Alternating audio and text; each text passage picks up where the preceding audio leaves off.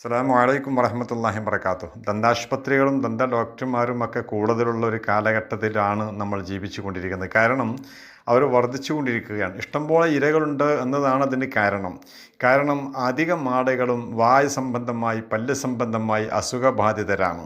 മഹാനായ നബി സല്ലല്ലാഹു അലൈഹി വസല്ലമ തങ്ങൾ പ്രത്യേകിച്ച് വലിയ പ്രാധാന്യത്തോടു കൂടി പറഞ്ഞത് വാ വൃത്തിയാക്കാനും പല്ല് തേക്കാനുമാണ്. ഇത്രമാത്രം കണിശമായി പറഞ്ഞ മറ്റൊന്നുണ്ടോ എന്ന് തോന്നിപ്പോവും ചില സന്ദർഭങ്ങളിൽ. പ്രവാചകൻ സല്ലല്ലാഹു അലൈഹി വസല്ലമ തങ്ങൾ പറഞ്ഞു, ലൗല അൻ അശുക്കാല ഉമ്മത്തി അമർത്തും ബിസ്സിവാക്കി ഇന്ത കുല്ലി വൊളു. ബുദ്ധിമുട്ടായി പ്രയാസമായിരുന്നില്ല എങ്കിൽ ഓരോ വൊളുവിൻ്റെ സമയത്തും മിസ്വാക്ക് ചെയ്യണേ എന്ന് ഞാൻ എൻ്റെ ഉമ്മത്തിനോട് കൽപ്പിക്കുമായിരുന്നു എന്ന് മഹാനായ നബി സല്ലല്ലാഹു അലൈഹി വസല്ലമ തങ്ങൾ പറഞ്ഞതിൻ്റെ താല്പര്യം അത് വളരെ പ്രാധാന്യം അർഹിക്കുന്നതാണ് എന്നാണ്. പല സന്ദർഭങ്ങളിലും മിസ്വാക്ക് ചെയ്യൽ സുന്നത്തായ ഇസ്ലാമിക ശരീഅത്ത് പ്രവാചകൻ നമ്മെ പഠിപ്പിച്ചിട്ടുണ്ട് സല്ലല്ലാഹു അലൈഹി വസല്ലം. ഇന്ന് ഇത് പറയാനുള്ള കാരണം, നോമ്പ് കാലഘട്ടമാകുമ്പോൾ പല ആളുകളും പല്ലിൽ നിന്ന് രക്തം ഒഴുകിക്കൊണ്ടിരിക്കുന്ന ആളുകളുണ്ട്. പല്ലിൽ നിന്ന് രക്തം ഒലിക്കുക എന്നുള്ളത് മോണയുമായി ബന്ധപ്പെട്ടുകൊണ്ട് ഒരു അസുഖവുമായി ബന്ധപ്പെട്ടുകൊണ്ടുണ്ടാകുന്ന ഒരു വിഷയങ്ങളാണ്. പക്ഷേ നോമ്പുകാരന് എന്താണ് ചെയ്യേണ്ടത് എന്നുള്ള കാര്യം, ഇങ്ങനെയുള്ളൊരു ആളുകൾക്ക് നോമ്പ് കാലമാകുമ്പോൾ ഇവർ എന്ത് ചെയ്യണം എന്നതിനെക്കുറിച്ച് മഹാന്മാരായ പണ്ഡിതന്മാർ ചർച്ച ചെയ്തിട്ടുണ്ട്. എന്താണ് ചെയ്യേണ്ടത് എന്ന്. രക്തം വായിൽ നിന്ന് വരുമ്പോൾ സ്വാഭാവികമായും അതിന് പല രീതിയിലുമുണ്ട്. മനഃപൂർവ്വം നമ്മൾ എന്തെങ്കിലും കോലെടുത്തുകൊണ്ടോ മറ്റോ ഒക്കെ വായിൽ കുത്തുകയും അങ്ങനെ രക്തം വരികയും അങ്ങനെ ആ രക്തം വിഴുങ്ങുകയുമൊക്കെ ചെയ്തു കഴിഞ്ഞാൽ അതിൻ്റെ വിധി മറ്റൊന്നാണ്.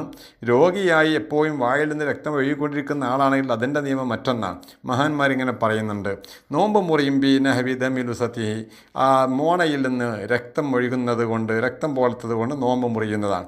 വൈൻ സഫ എന്ന് പറയുന്നു, അത് വായിൽ നിന്ന് രക്തം വന്നതിന് ശേഷം അവൻ ഇഷ്ടം പോലെ തുപ്പി അത് വൃത്തിയായാലും ശരി, അതിൻ്റെ കളർ മുഴുവനും പോയി ശുദ്ധമായിരിക്കുന്നു വായ, എന്നാലും നോമ്പ് മുറിയുന്നതാണ്. വലം യബ്ഖ ഫീഹി അസറുൻ, ഒരു അല്പം പോലും രക്തത്തിൻ്റെ പാടുകൾ അതിലില്ല. ലി അന്നഹു ലമ്മ ഹർമബത്തിലാഹു ലി തനജുസി സ്വാണയി മൻസിലത്തി ഐനിൻ അജ്നബിയൻ. ഇത് വിഴുങ്ങൽ ഹറാമാണ്. ഇങ്ങനെ രക്തപങ്കിലമായ ഈ തുപ്പുനീര് വിഴുങ്ങൽ ഹറാമാണ്. കാരണം അത് മറ്റൊന്നിൻ്റെ സ്ഥാനത്തായി, അന്യതിൻ്റെ സ്ഥാനത്തായി ആ തുപ്പുനീര് മാറി എന്നുള്ളതാണ്. അതുകൊണ്ട് നജസായ തുപ്പുനീര്, ഈ തുപ്പുനീര് വിഴുങ്ങിക്കഴിഞ്ഞാൽ അവൻ്റെ നോമ്പ് ബാത്തിലാണ്. അധികം ആളുകളും ശ്രദ്ധിക്കാതെ പോകുന്നൊരു കാര്യമാണിത്. പിന്നെ കൊലുകൊണ്ടോ മറ്റുകൊണ്ടോ പല്ലിൻ്റെ ഇടയിൽ കുത്തുകയും അങ്ങനെ രക്തം വരികയും ചെയ്ത് വായ വൃത്തിയാക്കാതെ കഴുകാതെ അത് തുപ്പി തെളിഞ്ഞതിന് ശേഷമാണെങ്കിൽ പോലും അവൻ്റെ തുപ്പുനീർ വൃത്തിയായിട്ടില്ല. അത് തെളിഞ്ഞാൽ പോലും അത് വിഴുങ്ങിയാൽ അവൻ്റെ നോമ്പ് ബാത്തിലാണ്. നേരെ മറിച്ച് മഹാനായ ഇബ്നു ഹജറുൽ ഹൈതമി റഹിമഹുല്ലാഹ് പറയുന്നുണ്ട്, വയദ്ഹറുൽ അഫു അമ്മൻ ഉബ്തുലിയ ബിദമിലുസതിഹി ബിഹൈസു ലാ യുംകിനുൽ ഇഹ്തിറാസ് വൻ. എന്നാൽ ചില ആളുകളുണ്ട്, അതാണ് നമ്മൾ പറഞ്ഞ പല്ല് രോഗികളായ ആളുകൾ. ഈ രോഗികളായ ആളുകളാകുമ്പോൾ അവർക്ക് അവിടെ പല്ലിൻ്റെ ഇടയിൽ നിന്ന് രക്തം വന്നുകൊണ്ടേയിരിക്കും. ഇങ്ങനെ വന്നുകൊണ്ടിരിക്കുന്ന ആളുകൾ എന്ത് ചെയ്യണം? ഇങ്ങനെയുള്ള ആളുകളെക്കുറിച്ച് മഹാനായ ഇബ്നു ഹജറുൽ ഹൈതമി റഹിമഹുല്ലാഹ് പറയുന്നത് അവർക്ക് മാപ്പുണ്ട് എന്നാണ്. കാരണം ഇവർക്ക് എപ്പോഴും രക്തം വന്നുകൊണ്ടിരിക്കുകയാണ്, എപ്പോഴും വഴി കഴുകാൻ പ്രയാസമാണ്. അത് ഏത് സന്ദർഭങ്ങളിലും വന്നുകൊണ്ടിരിക്കുന്നത് കൊണ്ട് തന്നെ സൂക്ഷിക്കാൻ കഴിയാത്ത രീതിയായതുകൊണ്ട് അവന് അത് മാപ്പുണ്ട് എന്നാണ്. അല്ലാത്ത രീതിയിലുള്ള രക്തപങ്കിലമായ തുപ്പുനീര് വിഴുങ്ങുന്നത് കൊണ്ട് നോമ്പ് ബാത്തിലാണ് എന്ന് മഹാന്മാരായ ആളുകളെ പഠിപ്പിച്ചിട്ടുണ്ട്. പണ്ഡിതന്മാർ നമുക്കിത് പഠിപ്പിച്ചത് അങ്ങനെയാണ്. ഇനി ഇതേപോലെ തന്നെയാണ് ചിലപ്പോൾ വായ നജസാകുന്ന ഏത് കാര്യങ്ങൾ വന്നാലും. വായ നജസാകുന്ന വിഷയങ്ങൾ, വായിൽ എന്തെങ്കിലും രീതിയിൽ നജസ് വന്നു. ഇപ്പോൾ സാധാരണ ചില ആളുകൾക്ക് ഇങ്ങനെ ഭക്ഷണങ്ങളൊക്കെ കഴിച്ചു കഴിഞ്ഞാൽ തികട്ടി വരാറുണ്ട്. ഛർദിയല്ല, അത് തികട്ടി വരാറുണ്ട്.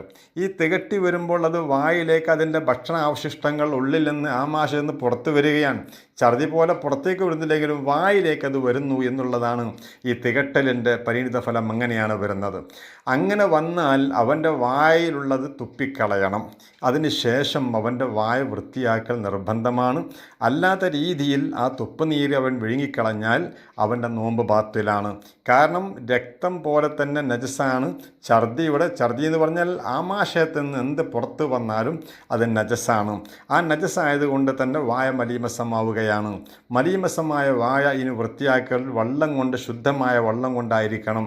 ഇങ്ങനെ വെള്ളം കൊണ്ട് കഴുകി വൃത്തിയാക്കിയിട്ടില്ലെങ്കിൽ അവൻ എത്ര തുപ്പി വൃത്തിയാക്കിയാൽ പോലും ആ തുപ്പുനീര് വിഴുങ്ങുമ്പോൾ ഇനി അവൻ്റെ നോമ്പ് ബാത്തിലായി പോകും.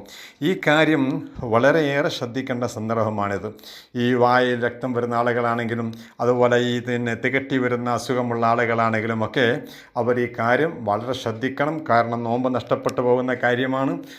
പിന്നെ രോഗികളായ ആളുകളാണെങ്കിൽ പല്ല് പിന്നെ ഇടയിൽ നിന്ന് രക്തം ഒഴുകുന്നത് രോഗം കൊണ്ടോ മറ്റോ ഇങ്ങനെ വന്നുകൊണ്ടിരിക്കുന്ന നമ്മൾക്ക് സൗകര്യപ്പെടില്ല, അത് ശ്രദ്ധിക്കുവാൻ ഈ രീതിയിലാണെങ്കിൽ അത് മാപ്പ് ചെയ്യുമെന്ന് മഹാനായ ഇബ്നു ഹജർ ഹൈതമി റഹിമഹുല്ലാ നമുക്ക് പഠിപ്പിച്ചു തന്നിട്ടുണ്ട്.